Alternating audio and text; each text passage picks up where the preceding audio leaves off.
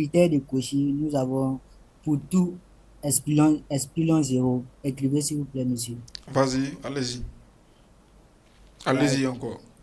Il existe grand N il existe N appartient à grand N Mhm, tel que petit n est supérieur ou égal à grand N. mhm, Nous avons UN moins L, valeur absolue de UN moins N mhm. est inférieure à epsilon. Ok, bon, très bien. J'ai envie de dire c'est bon. Ce que vous êtes en train de vouloir faire, c'est bon. Euh, Après, est-ce que vous aviez même besoin de poser votre question pour nous amener dans tout ce débat-là? Si on écrit les deux définitions, vous allez finir par vous rendre compte. Suite convergente. Déjà, quand je parle de suite convergente, la définition de la convergence de la suite là suppose que je connaisse la limite. Vous me suivez? Oui, monsieur. Tout à l'heure, quand vous étiez en train de dire là, vous avez dit quoi? Valeur absolue de UN moins L là. Moins L. Ça va, non? Donc Oui, la monsieur. définition de la convergence là suppose que je connaisse déjà la limite L.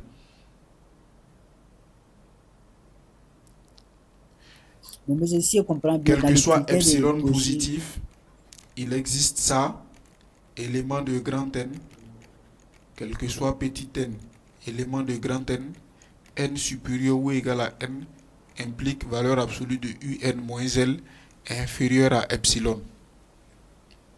Donc ça impose ici d'utiliser L, la limite en question. oui, Mais monsieur. le critère de Cauchy, qu'est-ce qu'il dit? Pour vérifier le critère de Cauchy, je n'ai pas besoin de faire intervenir un quelconque L externe. Je me concentre tout simplement sur la définition seulement de la suite. Quel que soit epsilon positif, il existe n éléments de grand N. Pour tout n et m éléments de grand N, nm supérieur ou égal à grand N implique valeur absolue de un moins um inférieur à epsilon. Ici, dans mon inégalité, je n'utilise que les termes de la suite.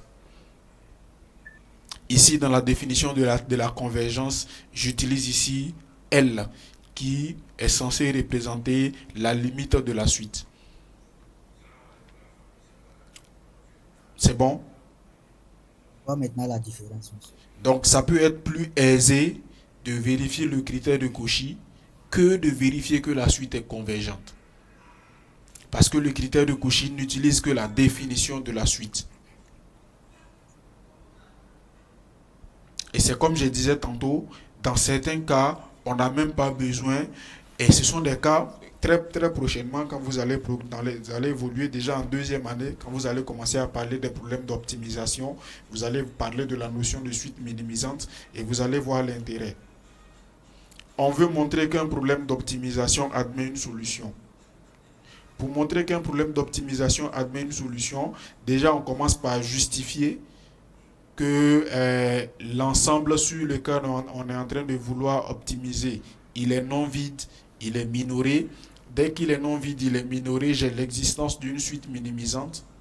Il me suffit de montrer que la suite minimisante est de Cauchy. Dès que je montre que la suite minimisante est de Cauchy, j'en déduis que la suite minimisante converge.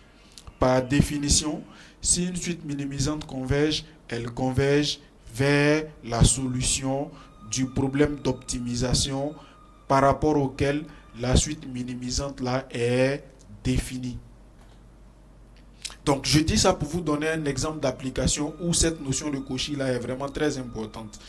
Et je pense que c'est l'exemple d'ailleurs le plus régulier, le plus récurrent que vous allez rencontrer. Voilà pourquoi je le cite. Assez régulièrement, vous allez avoir besoin de ça. Mais pour revenir à ce qu'on dit encore, l'intérêt du critère de Cauchy, l'intérêt de la notion de complétude réside ici. Montrer qu'une suite est convergente, il me suffit de montrer qu'elle est de Cauchy. Elle vérifie le critère de Cauchy. Suffisant. Dès qu'elle vérifie le critère de Cauchy, je suis dans R. R est complet.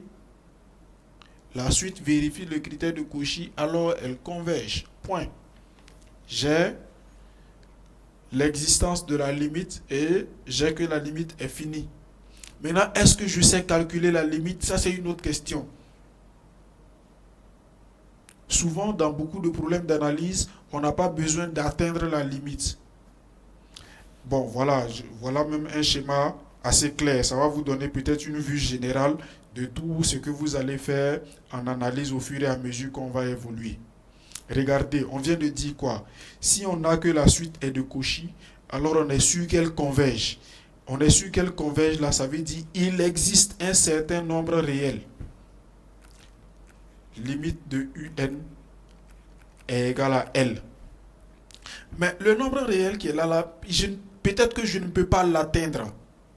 Et comme je ne peux pas l'atteindre, mais je sais au moins qu'il existe, je peux alors construire un procédé d'approximation. À la limite, j'ai envie de dire, voilà tout l'objet de l'analyse. C'est tout l'objectif de l'analyse comme ça.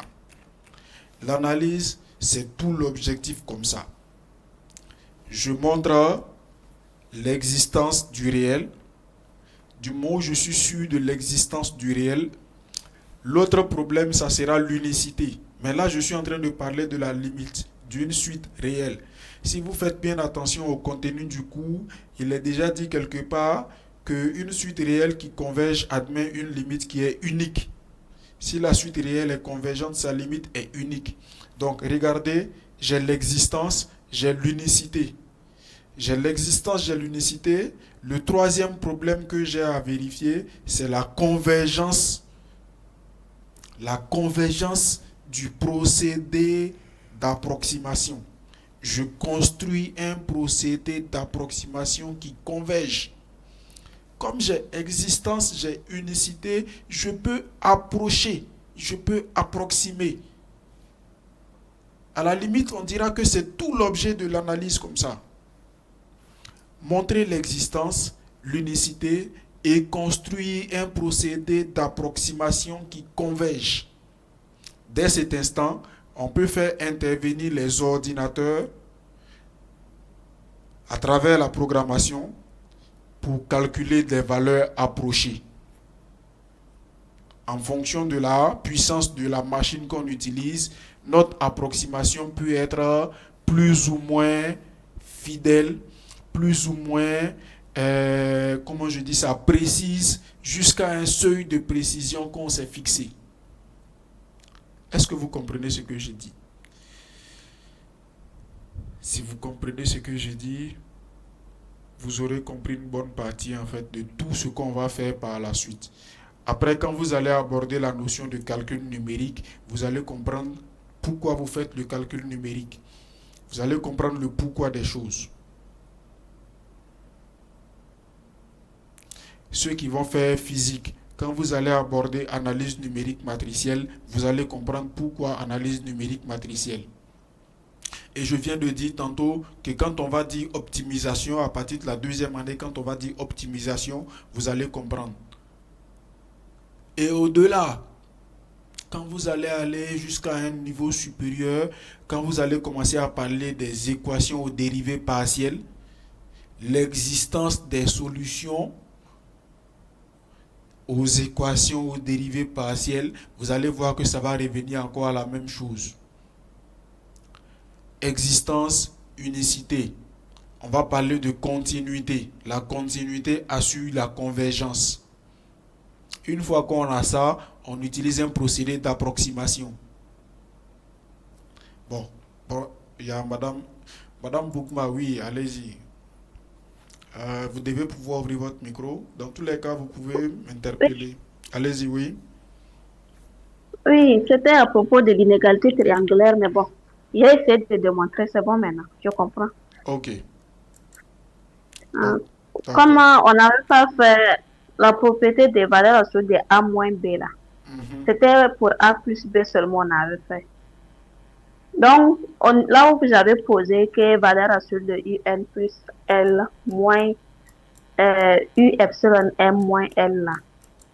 Donc, après, vous avez fait sortir le C moins qui faisait valeur absolue de, Où ça? c'était